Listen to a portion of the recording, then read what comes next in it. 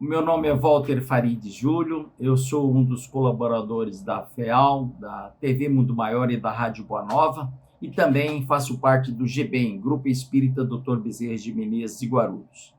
Hoje estou aqui para falar um pouquinho sobre mitos e verdades sobre a cremação na visão espírita.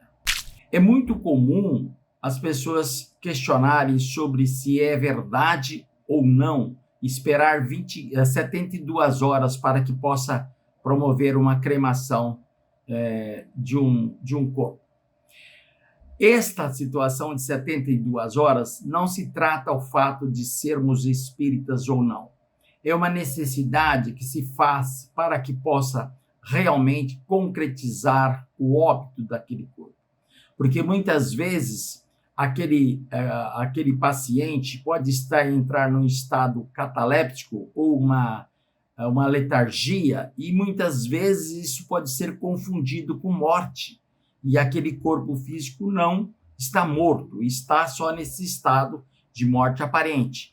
Isso que nós temos um exemplo clássico na Bíblia com relação a Lázaro. Lázaro estava no estado cataléptico por alguns dias, aí em torno de 3 dias, e quando Jesus, chegando até lá, que foi chamado, aplicou um passe magnético e Lázaro voltou a respirar. Logicamente, ele não estava morto, e sim naquele estado de adormecimento. Isso pode estar acontecendo e pode ocorrer também. Por isso, se faz necessário, quando constatado um óbito, faça uma avaliação. É muito comum quando o indivíduo já deixou uma declaração de que ele tem a intenção de ser cremado, ou mesmo os familiares têm uma comprovação de que aquela pessoa em vida tinha o desejo de ser cremado, é importante que se estabeleça essas avaliações. Normalmente se pede 2 laudos médicos, 2 atestados de óbito, de que realmente aquele indivíduo ocorreu o óbito, ocorreu a morte do corpo físico. A partir daí, se espera os prazos de 72 horas, não só para ter a concretização do óbito, porém, existem também alguns outros fatores que pode ocorrer.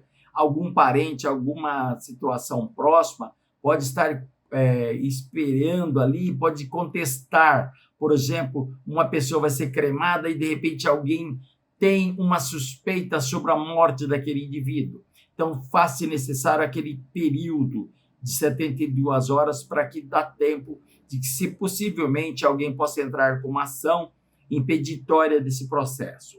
E para que possa esperar essas 72 horas, realmente tudo isso para que ter uma segurança total. Agora, com relação às pessoas que perguntam muito se o indivíduo pode sentir dor, no processo crematório. Se uma pessoa, como eu, por exemplo, que tem o desejo de, o dia que eu desencarnar, e espero que seja bastante longo esse período, que quando ocorrer o meu desencarno, meus filhos, meus parentes, inclusive um amigo meu advogado, ele já está sabendo que eu pretendo que o meu corpo físico seja cremado. Então, se o espírito tem uma compreensão de que ele deseja esta cremação, logicamente que ele pode até estar colaborando nos processos de ajeitamento, vamos dizer assim, de uma linguagem bastante vulgar, para que possa estar aquele preparo está sendo facilitado.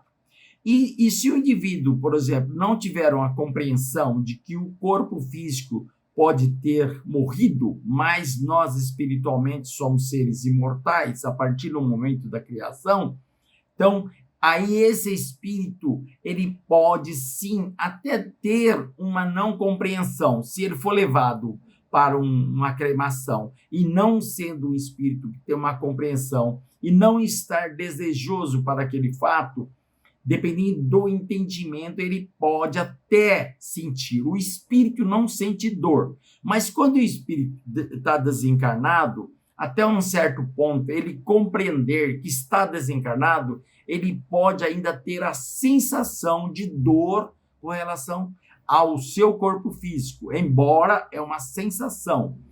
E isso pode acontecer, vai depender muito do estado de compreensão daquele espírito. Existem alguns espíritos que, após o desencarne, até auxiliou no processo do preparo daquele férito, vamos dizer assim, daquele velório, né, que acontece. Por exemplo, Eurípides Barçanufo, ele, logo após o desencarne, ele esteve presente, manifestou, estando auxiliando no processo do próprio preparo do seu feto.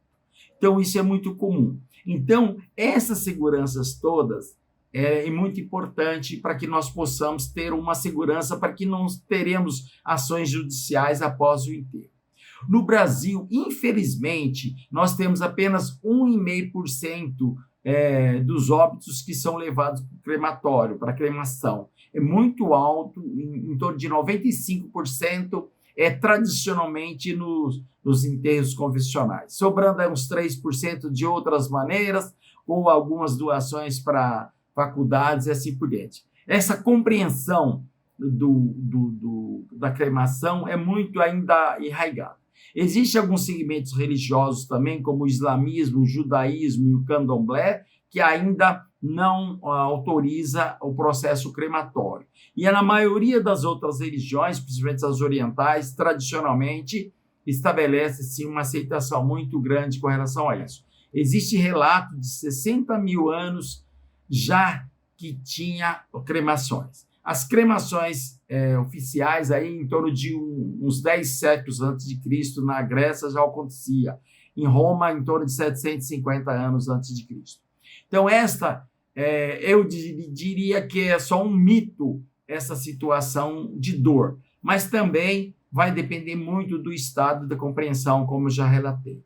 Então, essa era a mensagem que eu gostaria de passar para vocês, com relação ao aspecto da higiene também. Será muito importante com relação a essas aglomerações nos cemitérios. Com o tempo, nós vamos ter predominantemente os processos crematórios.